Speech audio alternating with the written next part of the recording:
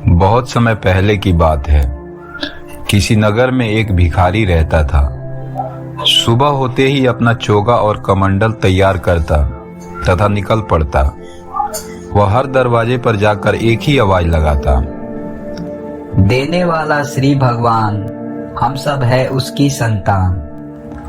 भिखारी का नाम था मोहन। उसे जो कुछ भी मिल जाता वह उसी से संतुष्ट हो जाता। उसका एक मित्र प्रभु भी भीख मांगता था।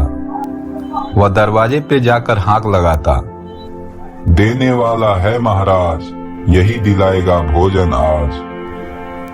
मोहन और प्रभु भीख मांगने के लिए राजा के महल में भी आते थे।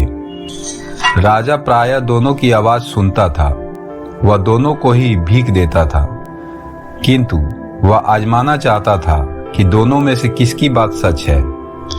इंसान को सब कुछ देना भगवान के हाथ में है या महाराज के हाथ में। एक दिन महाराज ने एक तरकीब निकाली। उन्होंने एक बड़ा सा पपीता लिया, उसका एक टुकड़ा काटकर उसके भीतर सोने के सिक्के भर दिए। टुकड़े को ज्यों का त्यों जोड़ दिया।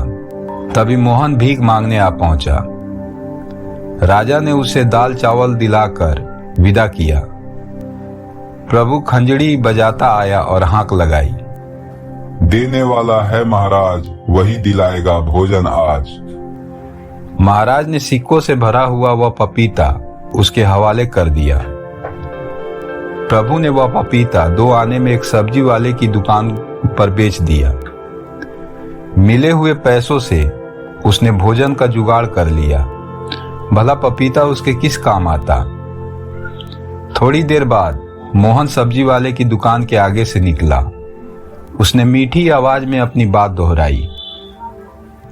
सब्जी वाले ने यह पपीता उसे दे दिया। मोहन उसे दुआएं देता हुआ घर लौट आया।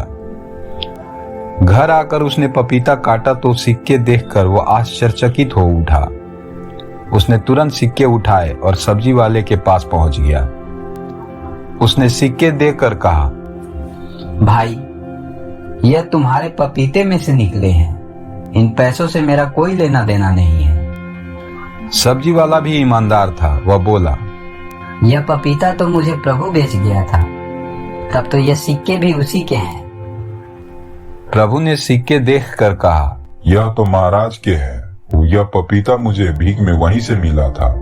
महाराज तीनों व्यक्तियों और सिक्कों को देखकर हैरान हो गए। सारी कहानी सुनकर उन्हें विश्वास हो गया कि इंसान को ईश्वर पर ही विश्वास करना चाहिए, वही सबको देने वाला है। महाराज ने तीनों को यथायोग्य उपहार देकर विदा किया। हाँ, उसी दिन से मोहन के साथ साथ प्रभु भी कहने लगा, देने वाला श्री भगवान, हम सब उसकी संतान।